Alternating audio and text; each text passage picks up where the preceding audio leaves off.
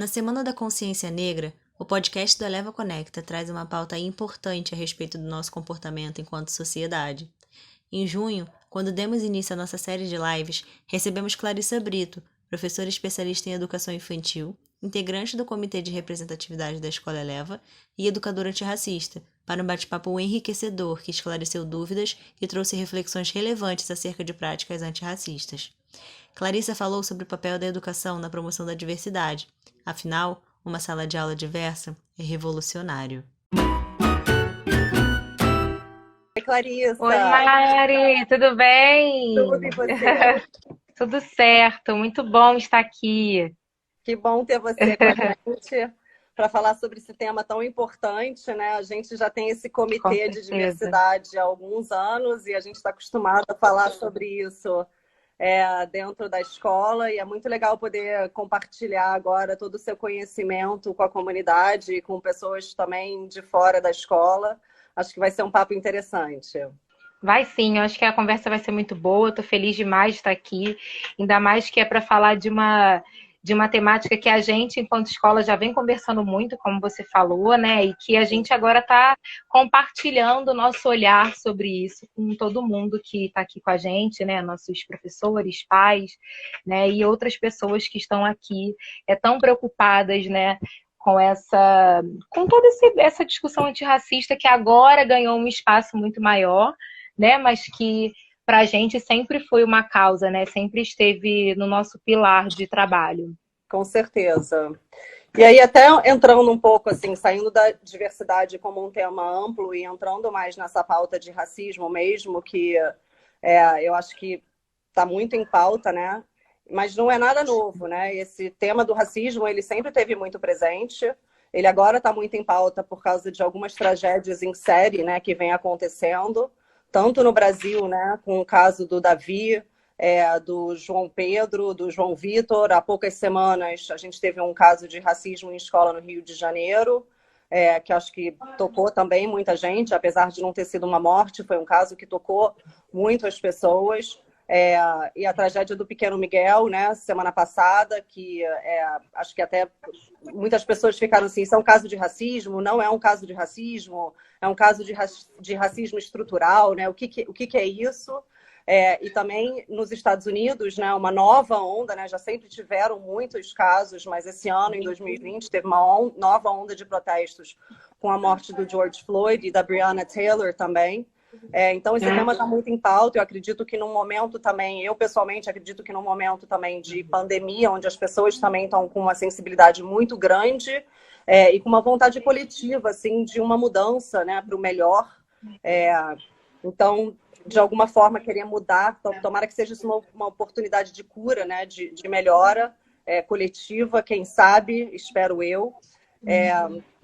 Então, nesse sentido, e até trazendo essa perspectiva de Estados Unidos e Brasil, queria passar por uma primeira pergunta com você, assim, até de um ponto de vista pessoal, de uma brasileira que estudou nos Estados Unidos a vida inteira, e eu tenho um pouco uma sensação de uma diferença muito grande até na educação mesmo.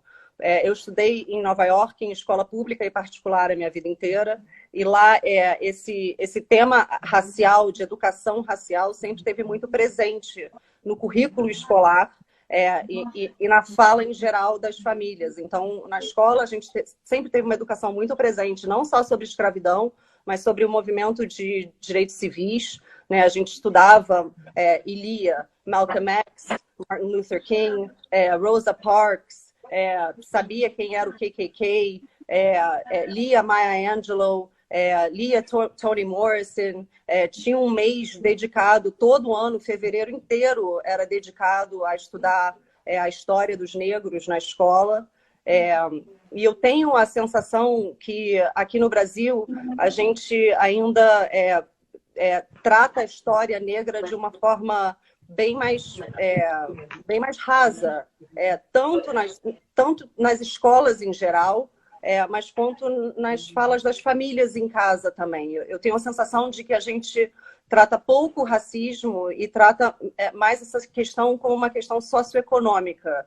E aí eu queria ouvir um pouco se você concorda ou discorda disso, o que você acha disso, Qual é a sua visão sobre isso? Tem uma coisa, Mari, muito importante quando você traz essa comparação, né, da sua experiência nos Estados Unidos, né, com o Brasil. Inclusive, agora a gente está num momento de muita comparação, sim, até o movimento de repúdio, né, às questões raciais que aconteceram lá e que acontecem aqui. Só que tem algo muito anterior a isso, que a gente pensar no processo histórico do Brasil, né? E quando a gente volta na nossa história, né, assim, nós fomos os últimos a interromper um ciclo de escravização, de mercantilização dessas pessoas. Na nossa trajetória de construção, né, identitária de país, a gente não teve nenhuma política de inclusão racial, né? Essas pessoas, quando elas foram colocadas à rua, fora do seu lugar de escravizadas, não aconteceu nenhuma política de inclusão social.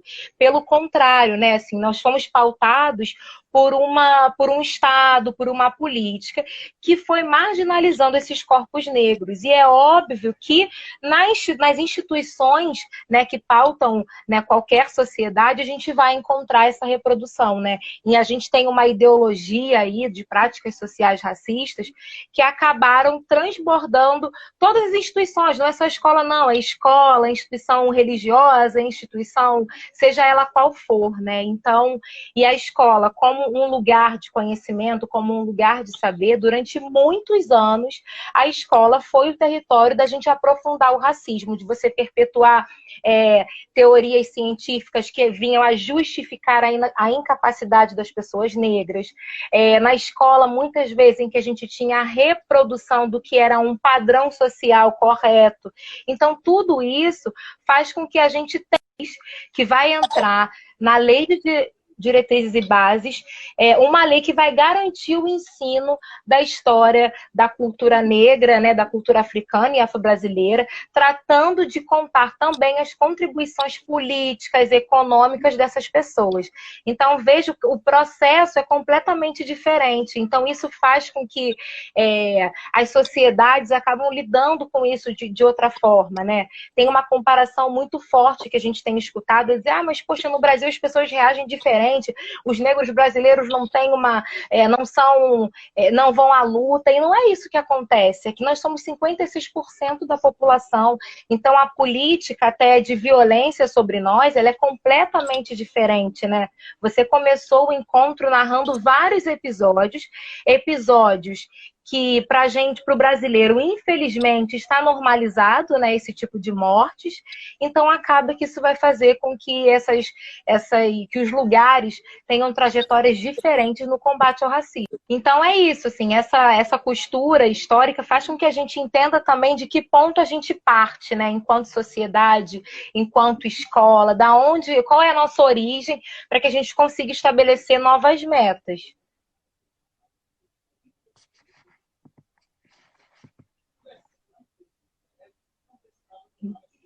Perfeito. E como professora, Clara, como é que você acha que a diversidade dentro da sala de aula contribui para discussões mais ricas para o aprendizado? Quando você fala de uma sala de aula diversa, né, assim, que a gente caracteriza uma sala de aula assim, a gente está falando do que seria uma sala de aula real, quando a gente pensa na porcentagem da população, quando a gente pensa num ambiente saudável, né, quando a gente pensa até que a nossa potência enquanto humanidade está nessa troca, nessa conexão de culturas tão diferentes, né, e nas convergências que existem, é muito potente você imaginar porque tem uma coisa, que os estereótipos eles são muito cruéis, porque eles tiram a complexidade do que nós somos, e às vezes, muitas vezes, quando a gente olha para a sala de aula, a gente não se dá conta da potência que tem à nossa frente, né? Assim, 25 crianças significam 25 trajetórias, significa que ali tem crianças com uma ancestralidade completamente diferente, com uma filosofia de vida diferente, e como que é potente quando a gente multiplica, que a gente sai da sala de aula e vai para o mundo, né? Assim, olha a grandeza que é uma pessoa que vive num ambiente de troca, né? Assim, olha a capacidade que você tem de transformar quando você está dentro de um lugar em que você é capaz de sair da sua cultura sem deixar de estar e ser o que ela te diz que é, né? Então, isso é muito forte, né? Assim, eu acho que essa é a sala de aula dos sonhos, né? Que todo mundo deseja e que a gente vem aí, vários espaços vem tentando fazer com que isso de fato aconteça. Mas é isso, a sala de aula diversa é uma sala de aula potente, é uma sala de aula que vai ser capaz de transformar uma sociedade, né? E que a gente acredita muito nisso. Eu acho que essa é uma fortaleza. Inclusive, Mari, desculpa te cortar, quando a gente pensa que a escola ela tem um compromisso muito sério com a subjetividade da gente, né? Com o nosso imaginário social. Quando a gente olha para a função da escola e fala assim, nossa, é aqui que nasce uma subjetividade do mundo, é aqui que eu vou reproduzir um imaginário ideal ou até de projeção de sociedade, e aí olha que responsabilidade. Aí quando a gente junta esse olhar sobre a escola, né? Que eu acho que sim, tem uma coisa que é do lugar do conhecimento, de transmitir o que uma sociedade acredita que é importante, de informação, mas tem algo que é muito maior, né, como escola.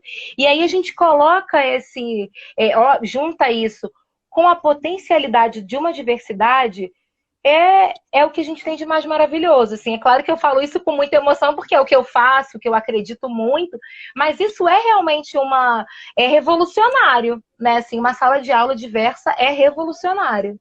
E é um super desafio, né, Clarissa? Porque a gente vive isso muito na Escola Eleva, né? A gente vem com essa luta desde o início da escola, mas a gente sabe que a gente já caminhou bastante e mesmo assim a gente sabe que é um desafio muito grande, né? A gente tem muito a caminhar ainda, muito, né? Bastante a caminhar. A gente está longe de chegar onde a gente gostaria de estar e é um desafio grande, né?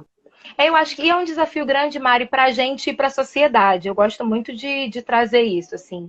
É um desafio enorme, é claro que a gente está aqui falando do nosso contexto, que é um espaço que busca o tempo inteiro estar ali, pensando sobre, buscando estratégias de transformar, mas a gente tem que olhar para a nossa sociedade, assim, fora do nosso umbigo até, como é difícil a gente, né? Não é à toa que estamos aí... nesse lugar confuso, nesse lugar que a gente não sabe muito bem, que as pessoas ficam, meu Deus, outro dia eu estava falando justamente sobre essas questões raciais, por que é tão difícil? E aí numa conversa eu estava apontando com um professor do desafio que a gente tem de falar as palavras, falar branco, negro, racismo, racista. A gente ainda tem muito medo de falar isso, de dizer assim, olha, eu acho que essa ideia não está muito boa não, porque está me soando racista. A gente não consegue falar isso ainda, né? A gente tem dificuldade de nomear. E aí, a gente só consegue combater aquilo que a gente conhece. Sabe aquilo que o Livre fala para as crianças, assim, de nomear as emoções para você aprender o que faz com ela? É exatamente. A gente, enquanto sociedade, ainda não aprendeu a lidar. A gente está numa luta enorme, sabe? De entender, de falar, olha, eu vou precisar dizer que quando eu falo da pessoa branca e da branquitude, eu não estou te ofendendo pessoalmente. Eu estou falando de uma construção na qual você foi colocada. Né? Assim como a pessoa negra, ela foi colocada nessa condição, assim, a sociedade foi pautada para que ela se enxergue desse jeito. Então, a gente tem que começar a dizer assim, eu, enquanto pessoa branca, vou me posicionar assim. Ou dizer assim, olha, isso está aqui, esse posicionamento é um posicionamento racista, a gente precisa rever. Eu acho que a gente vai acabar reproduzindo e falando, porque a gente vai falando e vai tratando. Então, acho que isso também é uma meta da educação no geral, né? Começar a nomear para realmente conseguir tratar. Com certeza. E aí, vamos pensar pelo outro lado, assim, como que as crianças negras podem se sentir representadas dentro do currículo escolar? Tem uma coisa muito maravilhosa assim, das crianças se sentirem representadas, que eu acho que, como eu falei no início, a gente tem hoje uma lei que garante que essa representação ela aconteça. A educação, por isso que a gente tem que falar de educação antirracista, né? Assim, eu acho que tem uma temática aí agora que a gente está entendendo a urgência de abraçar, né? Que a educação precisa se posicionar dessa maneira, e a gente só tem um caminho. Tem um pano de fundo que é a construção da estima negra, e ela vai acontecer. Isso é um olhar que eu venho, é um olhar bem pessoal até da minha pesquisa, do meu trabalho, que eu acho que tem 4 frentes aí que vão contribuir para que a criança negra se veja representada no currículo e que para as crianças brancas também consigam criar um novo referencial social, que é o caminho da representatividade, aonde a gente consiga dar um novo referencial. A gente tem um caminho de ressignificar o olhar sobre a África, que a gente precisa sair dessa ideia de África hegemônica, né? Assim, a África ela não é toda igual e é até uma ousadia a gente falar isso de um continente tão grande quanto aquele. A gente tem um olhar que é construir a nossa identidade nacional, e eu acho que a escola tem um papel seríssimo nesse lugar, né? Que tem uma identidade aí dos povos, né, africanos, que ela é do brasileiro. Né? E tem coisas que se deram na nossa sociedade, que aconteceram no Brasil, que é uma cultura que é nossa, né? Que ela está aqui.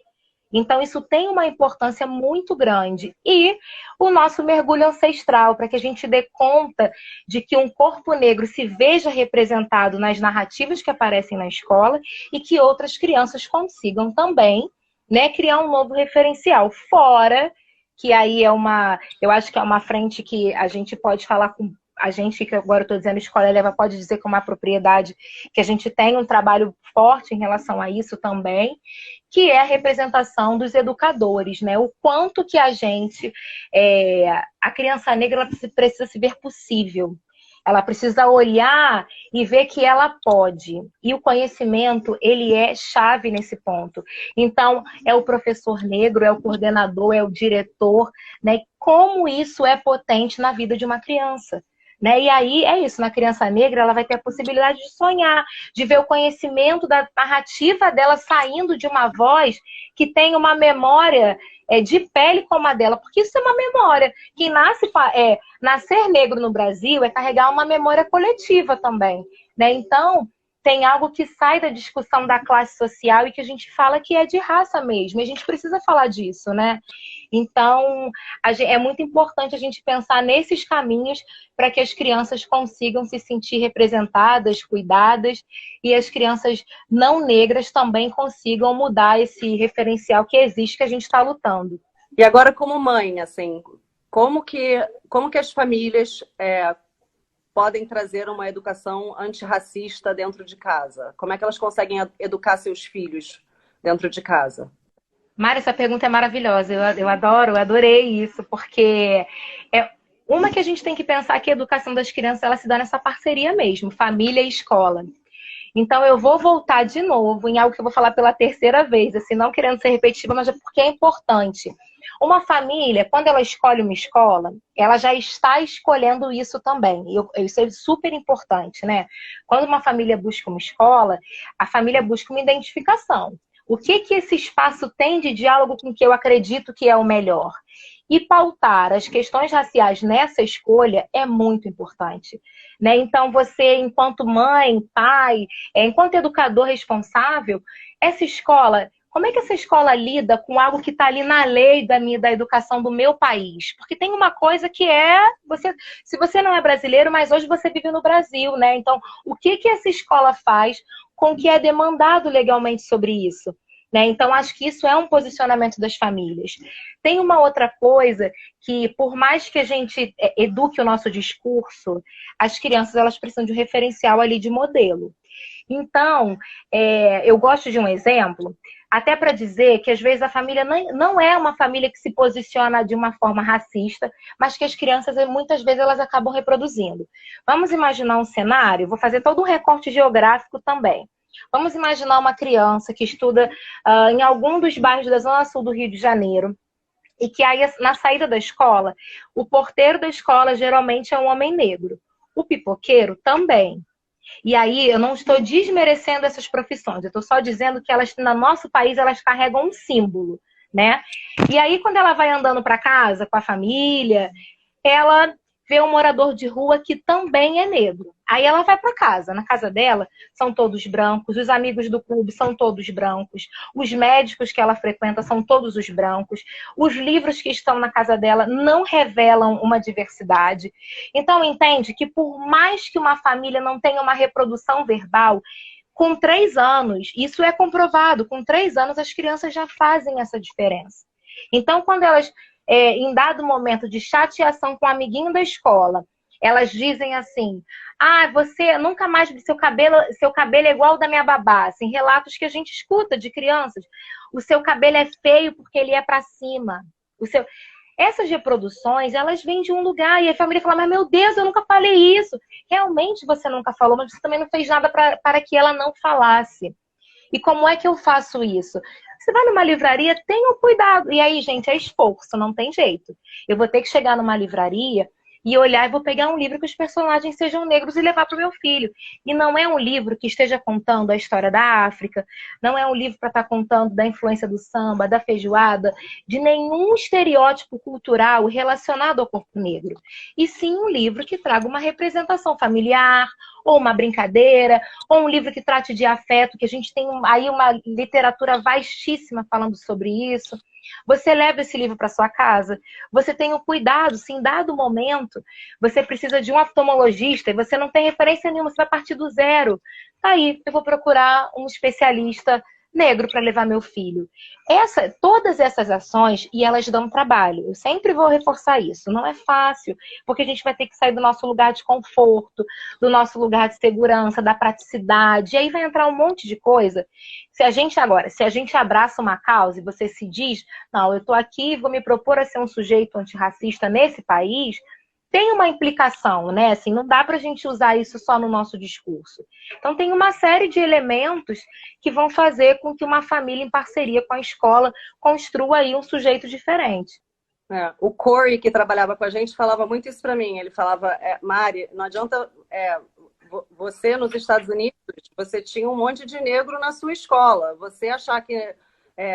você na Zona Sul agora do Rio de Janeiro, você vai ter que sair fora da sua zona de conforto, você vai ter que buscar amigos negros, eles não vão estar ao seu redor, né? Você vai ter que você vai ter que fazer um esforço para isso.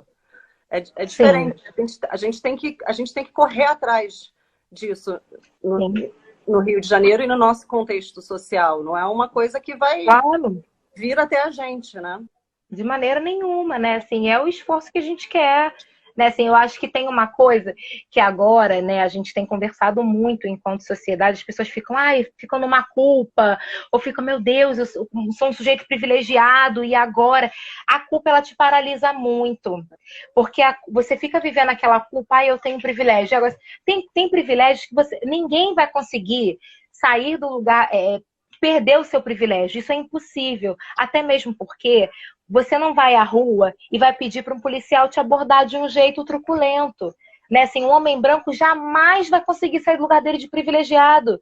Assim, um sujeito negro que mora na Zona Sul, na Lagoa, correr à noite para ele como exercício não é a melhor posição, né? Então, e isso ninguém vai poder dar para ele, né? Assim, então não é abrir mão do privilégio, sim o que eu faço quando eu me dou conta do privilégio que eu tenho. Né? Assim, o que eu posso fazer? Porque aí tem uma coisa de se responsabilizar. E aí você sai da culpa, né? E você sai para uma ação. Talvez você não consiga mudar da maneira como você deseja da noite para o dia. Mas certamente a sua ação vai ter um efeito, né? Vai ter algum impacto na sociedade. Qual a diferença entre um ato racista, e até lembrando um pouco desse caso do Miguel, que vieram algumas perguntas, assim, eu ouvi algumas discussões. Qual a diferença entre o ato racista e o racismo estrutural, na sua visão? Isso é super importante a gente falar sobre isso mesmo, Mari, porque tem uma coisa, o racismo ele se relaciona com a subjetividade, com o Estado e com a economia. Então, assim, veja a complexidade dele, né? E aí, quando a gente olha para um fato isolado, quando a gente denomina, se a gente fosse se pautar no racismo individual, tem uma coisa que a gente, de alguma maneira, o fator ali patológico, você vai dizer que aquela pessoa não está bem da cabeça, aquela pessoa, a gente trata como um fato isolado e apenas alguma sanção jurídica vai resolver. E aí a gente muitas vezes não considera que a gente tem um contexto muito maior, que as maiores atrocidades até do racismo, elas se deram com legislação, né? Sendo possíveis, né? Sendo reais. Então é diferente. E de maneira nenhuma a gente está dizendo aqui que as pessoas não se posicionam de forma racista. Sim, as pessoas se posicionam e a gente sabe que no nosso país hoje isso é um crime, né? Assim, existe aí um recurso a ser utilizado, mas é importante a gente entender que um contexto se dá, e usando esse exemplo do Miguel, né, do menino, é o que tem no imaginário social que a gente acha que o menino negro de 5 anos, ele é capaz, por exemplo, de andar num elevador sozinho. Porque se a gente olhar a trajetória, o olhar que a gente tem sobre os homens negros, né, sobre os meninos, a gente tem uma coisa de adultizar a pessoa negra mais rápido, até porque ela precisa dar conta da vida, ela precisa saber de alguma coisa, ela precisa se virar, e aí a gente vai adultizando, só que a gente cria isso como memória. E aí a gente dá conta que colocar uma criança de 5 anos nesse tom de pele, de repente filho da babá, ele vai ter uma vivência. Então isso é de um racismo estrutural, né? Assim, não quer dizer, e aí a gente não vai entrar aqui no lugar de fazer um juízo de valor das pessoas envolvidas na questão, mas usar o exemplo para reflexão. Né? O que tem de simbologia nesse fato, né? Nesse acontecido, que vai dialogar com tudo que acontece à nossa volta. Eu vou falar de uma coisa, que tem um autor, que não está aqui perto de mim, mas tem um autor muito incrível, que fala muito bem sobre isso. Eu indico sempre que eu dou palestra, que eu falo, eu trago o Silvio Almeida. Ele traz de uma maneira muito didática o que é o racismo estrutural, e ele faz todo um aparato histórico para a gente entender o lugar que a gente está. E entender aquelas manifestações, até manifestações indiretas, que é aquele estranhamento que você tem quando você entra num restaurante, você vê uma família negra que seu olho fala, opa, a gente estranha, não é comum pra gente. Ele vai fazer com que a gente entenda como e por que isso acontece com a nossa sociedade. Então, acho que é uma leitura bem bacana, né, pra gente agora dialogar sobre tudo isso que está acontecendo. E, por fim, assim, como é que uma escola pode começar, assim, esse fazer tudo versus fazer nada, né? Nada. Como é que você Muito consegue bom. fazer um pouco? Eu acho que tem alguns passinhos que as escolas, que qualquer instituição pode dar, né? Eu acho que uma é ter um cuidado nesse professor que vai estar na sala, quem é? Eu gosto muito de falar que as escolas hoje em dia trabalham com tantos projetos, a gente vai estudar por que o coração bate, você vai fazer uma descoberta científica. Aí a escola pode se atentar, vou chamar um cientista negro, vou trazer Eu acho que são essas iniciativas pela representatividade, que elas são muito potentes, e acho que tem um olhar para o currículo mesmo, né? Assim, eu acho que tem algumas coisas, livros didáticos que a gente já viu que foram retirados de circulação. Então, a gente ter esse cuidado para que esses referenciais não estejam numa biblioteca, não estejam pautando ali a nossa troca, a nossa escolha, né? Então, é importante, eu acho que esses pequenos passos, né, mas eles são enormes quando a gente pensa no tamanho da estrutura que a gente tem ainda de necessidade de transformação, mas acho que um olhar curricular, né, em respeito, de acordo com a 10.639, que é a LDB, e a gente cuidar de uma representatividade, né, na nossa equipe que está ali de conhecimento, né? Eu digo que é importante que as crianças passem por um professor de matemática, enfim, principalmente de exatas, né, que a gente tem aí, a gente percorreu um caminho longo para entender que as pessoas negras não eram incapazes na área de exatas e de ciências. Então, que interessante será você colocar uma figura negra nesse papel, né? Então, acho que são esses caminhos que a gente vai usando para iniciar e construir aí uma educação diferente. Carissa, foi maravilhoso. Super obrigada. Ai, que bom. Foi ótimo, eu adorei. Muito obrigada novamente. Obrigada, Mari. Foi ótimo. Muito bom, muito bom. Bom estar com você, como sempre. Beijo. Foi ótimo, exatamente. Beijo enorme. Tchau, pessoal. Tchau, pessoal. E foi assim a nossa conversa sobre diversidade com Clarissa Brito. O que você achou? Entre em nosso site para ter acesso a todos os materiais do Eleva Conecta, como lives, painéis e e-books. Acesse bit.ly/eleva, com I maiúsculo, conecta com C maiúsculo.